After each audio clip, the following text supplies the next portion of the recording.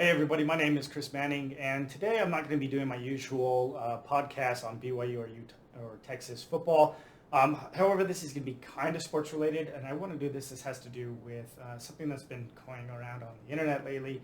And if you were watching Monday Night Football, you may have seen the Buffalo Bills player who took a shot and then collapsed on the field and went into cardiac arrest.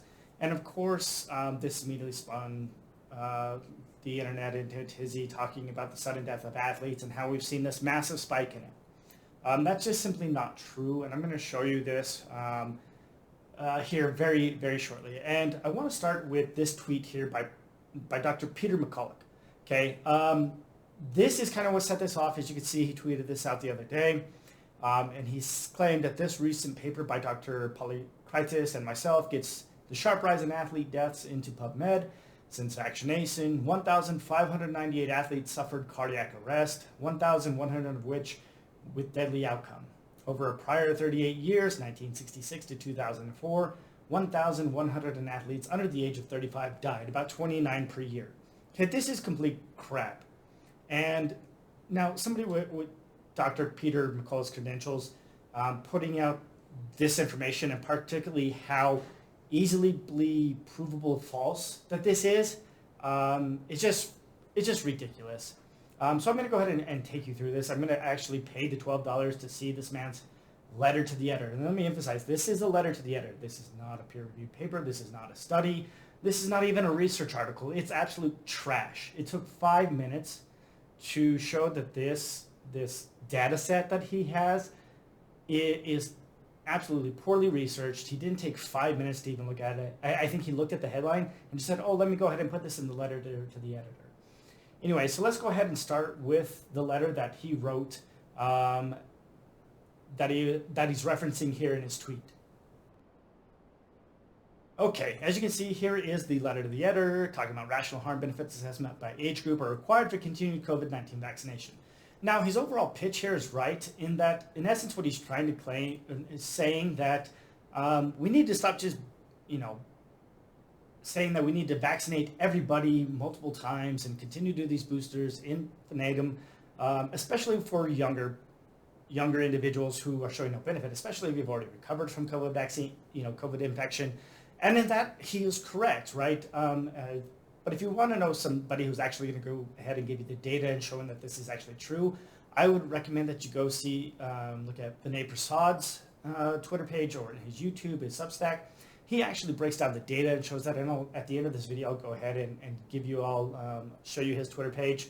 But let's go ahead and get to the meat of this story here. So down here, I don't have a whole lot of objection to what he puts in this first article. It's some background on back and forth, and then he actually shows some reliable data here. But then it's when he gets into this section here, and he states that from January 2021 to the time of the writing, 1,598 athletes suffered from cardiac arrest, 1,101 which with deadly outcome. And you see his reference here is 8, and this is this web page called Goodsciencing, which is anything but that. It's absolute trash, and I'm going to go ahead and take you through that web page. And I've taken the time so you don't have to, going through all this data for an entire year for everyone who's listed from the United States who supposedly died suddenly. They didn't. Most of them are not athletes. Most of them are not young. As he stated in his tweet, he's talking about those under the age of 35. So we're going to look at that data set specifically. All right, so let's go ahead and go to the primary source that Dr. Peter McCullough is using as his justification for this ridiculous number. All right, so this is the Goodsciencing webpage, which he references, and you can see they've updated it since he wrote that article a couple weeks ago, that letter to the editor. 1,616 athletes have died from cardiac arrest, serious issues, 1,114 of them dead. Okay, so this webpage, I don't know who does it. It's completely anonymous. If you go on the About section here, they remain anonymous, and I don't even believe English is their primary language if you look through this. So we have no idea who they are, but they are not in any way reliable or have any sort of expertise. This is absolute shit research. It's not even research. It's just a Google search that they blow up here. It's just a blog. All right, so I want to show you this. So they're saying that these athletes died of cardiac arrest. So that's just completely not true, as we'll show here right here, many of these people died from cancer. And they list it right here in their blurb that they died from cancer, cancer, cancer, cancer, right? You've got also people who have died from suicide, right? They talk about these individuals and they put that their death was suicide. This is not cardiac arrest when it's clearly suicide. There's also drug overdoses, pneumonia, asthma, and heat stroke, traumatic brain injury, car accidents. So what they use as a definition of athlete is basically anyone who is ever tangentially tied to some sort of athletic event ever. You're going to find that a lot of these individuals in this list here are like high school coaches. Now I stuck just to the USA, so that way I could do Google searches and kind of confirm how these individuals died and whether or not they were actually athletes. And again, like I said, many of these people are not athletes. They are coaches. More than half of them are over 35 years old. They go in their 40s, 50s, 60s, and 70s. Some of these people are professional athletes who died, like Tony Saragusa, who was 55. You've got a former Baltimore Ravens player who died from a drug overdose. Marion Barber for the Dallas Cowboys, who died from heat stroke. They're all listed in here. So I'll go into that list a little bit more in detail. But just sticking with the USA, you show and those who died. Let's see here, Jake Hescock. He did play for the University of Central Florida at one time, but he was no longer an athlete. So people who had played college or high school ball and then were in their 20s, they're saying we're athletes. So maybe they hadn't played any sport in a decade or more, but they still called them athletes. I'm not. None of the research data, that means basically you would take anybody who ever played any sport ever, and then that they died, you would say that that is an athlete who died suddenly. Of course, that is not what we're talking about in any of the actual literature.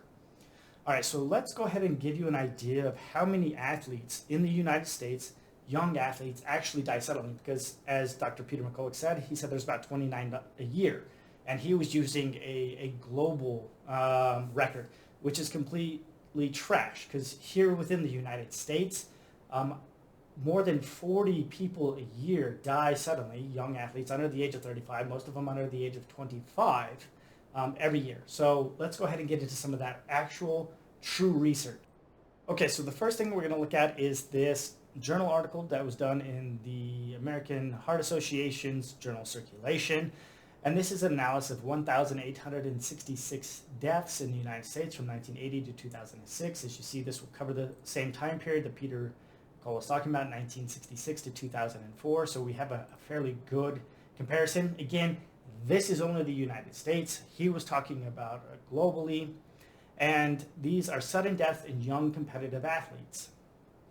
Now, when they looked at this research over 27 years, they found that there were 1,049 of these 1,866 young competitive athletes who died from cardiovascular issues, and another 65 who died from commotio cordis. Now, there's also individuals who died from heat stroke, blunt force trauma, and those are the other deaths that you're going to see here. So we're going to keep this just to those who died from cardiac issues because that's supposed to be the comparison.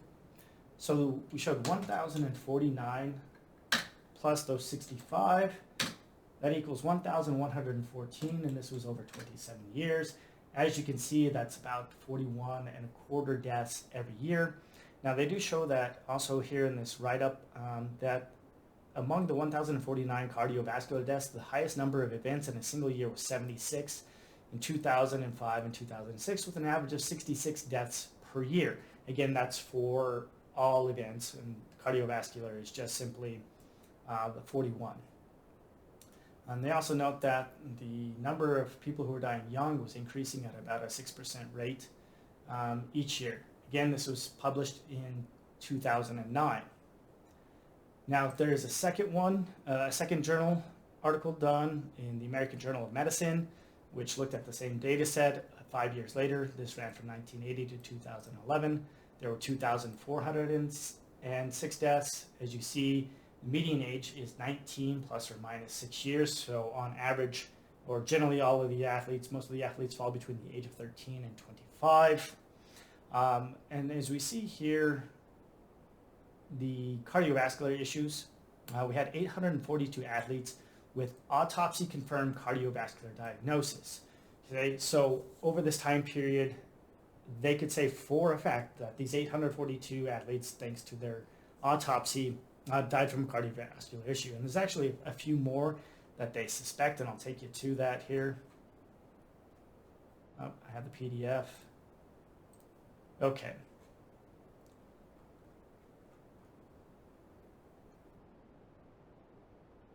So they break down this 2,406 total athletes that we showed on the top. 214 of them, they were not able to reasonably assign a cause of death, so they removed those. That left 2,192 athletes. Of those 2,192, 886 were judged to have non-cardiovascular cause of death, so blunt force trauma, heat stroke, other issues that were not cardiovascular related. Now they had 464 additional young competitive athletes who they could not say definitively. They didn't have an autopsy report or anything that they could say, yes, absolutely this was. But from their cause of death and the research that they're able to do, they do believe that those 464 also died of cardiovascular disease or cardiovascular issue, excuse me. So those 464 plus the 842 athletes that they had with an autopsy. So we can reliably say over this period that there were 1,306 deaths. Now this is 5 years longer. Again, so we divide that by 32. Again, about 40 deaths a year. So that's pretty constant. And so we would expect then, as long as there's no increase that in the rate of young adults dying or kids dying, we should see around 40 deaths a year. And you're actually going to see that that data set from this trash listing actually does show right around 40 deaths. So there is no actual increase as Peter McCullough is claiming. And I'll show you here. I actually took the time, put everybody in the spreadsheet, and now let's go over that. All right. So what I did is I basically just searched that data set for those who died in the USA. So everyone that they listed who died in the U.S., I put their basic information in here, their age, whether or not I was able to find their cause of death, whether or not they were actually an athlete, and in the case whether they were former athletes. So I have them sorted here by age, and let's go ahead and break these out and show you here this listing. There are plenty of people in their 50s, 60s, 70s even who died from all sorts of issues. Like I said, a lot of the people on these lists are high school and college coaches. They are not athletes. They simply were coaching athletes. So let's go ahead and first eliminate these causes of death that I was able to confirm that were not COVID-19 or COVID-19 vaccine related, as these individuals are trying to claim. So we'll take out the alcohol abuse, the anaphylactic shock, the aneurysms, the bacterial meningitis, the bike accident, the cancer leukemia, car accidents. We'll go ahead and leave these in. COVID-19, drug overdoses, heat stroke. I'll leave in the heart attacks, cardiac arrest. We'll go ahead and take out this jet ski accident, kidney failure, leukemia, heat stroke, mononucleosis. We'll leave in the natural causes. Pancreatic cancer, pneumonia, prostate cancer, pulmonary embolism. Sorry, I had to make a quick cut, so I'll go ahead and go back here.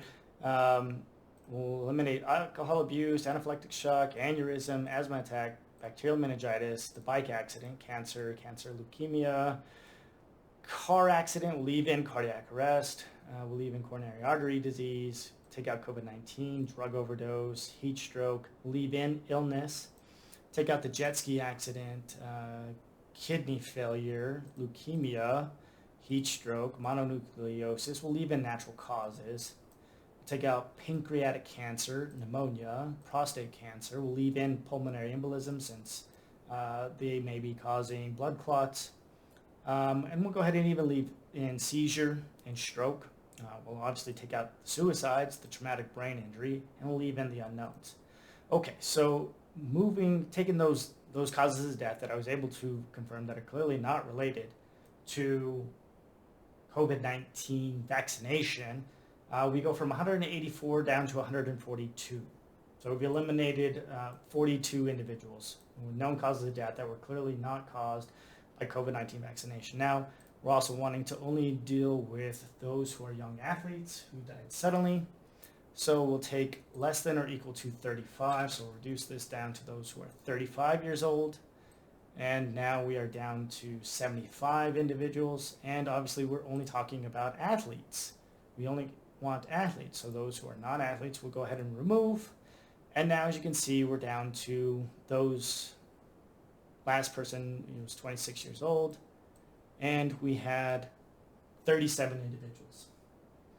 So there were 37 individuals in 2022, according to that list, who you could classify as athletes from junior high up, who died due to either unknown reasons, cardiac arrest, pulmonary embolism, or just simply I wasn't able to tell, and were actually athletes. Again, these were junior high and for the most part high school, and that is what we would like to see from the prior data. It aligns with the prior research that was actually done. And so, as Peter McCullough is claiming, there is no actual real increase in the number of young individuals, young athletes suddenly dying from heart issues. Right? Now, some of these older, now I couldn't tell you whether or not some of these individuals who were in college, most of them were found in their dorm room and no cause of death was given. Some of them may have been suicides that they just didn't list, or they may have been drug overdoses or something completely unrelated. Again, no telling whether or not it was related because there was just no cause given for how they died. So let's go ahead and put this issue to rest. This is the data. Like I said, you can go ahead and look up for yourself and see how terrible that list is. So there is no way for Peter McCullough to have actually looked at this data for more than 5 minutes and actually thought it was actually going to prove the case that he is making. So if you would like to follow somebody who actually knows what they're talking about, somebody who's actually put out statements and papers based on actual data, again, I suggest you follow Vinay Prasad. You can find him on Twitter at vprasad, MPH. He's got a Substack. He has a YouTube channel. He's very informative. He goes over the data. And I think that's somebody who's a lot more credible than Peter McCullough. And also, if you enjoyed this segment, go ahead, please like and subscribe. I'll go ahead and put these research articles that I referenced in the comment section or in the description of the video. And I am actually going to try and do a few more videos every week. I'm going to try this year to start branching out, and I'm maybe trying to be a little bit more, let's say, active on my YouTube channel. So follow me for future updates. Hope you guys all have a wonderful evening, and goodbye.